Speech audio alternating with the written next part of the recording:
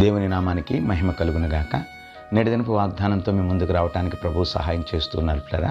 దినవృత్తాంతాల 2వ గ్రంథం 25వ అధ్యాయం 8వ వాక్యం. నిలవబెట్టుటయు పడవేయుటయు దేవుని వశమే కదా.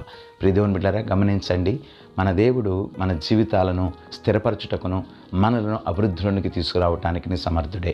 అలాగుననే మన జీవితంలో మన అతిక్రమాలను బట్టో లేక అవిధేయతను బట్టో పడవేయుటకు కూడా ఆయన సమర్థుడే. ఇజ్రాయేల్ ప్రజలను వారి జీవితాల్లో అనేక సందర్భాలలో ప్రియదేవుని బిడ్డలారా ఆయన నిలవబెట్టి క్షమస్థితిలోనికి తీసుకుని వచ్చారు. అయితే వారి అవిధేయతను బట్టే, వారి లోపాలను బట్టే అనేక సందర్భాలలో శత్రువుకు అప్పగించిన పరిస్థితులు వచ్చాయి. కనుక ప్రియదేవుని బిడ్డలారా, మన వ్యక్తిగత జీవితంలో ఏ విధమైనటువంటి అవిధేయత లేకుండా మనము దేవుని యొక్క భయం చేతను, దేవుని యొక్క కృప చేతను మనం కట్టబడే వారంగా లోబడుతూ ప్రభువు కొరకై మనం ఒక తీర్మానం కలిగినటువంటి భక్తి జీవితాన్ని కొనసాగించగలిగినప్పుడు ఆయన మనల్ని దీవించి ఆశీర్వదించే దేవుడై ఉన్నాడు. అట్టి కృప దేవుడు మనందరికీ అనుగ్రహించును గాక.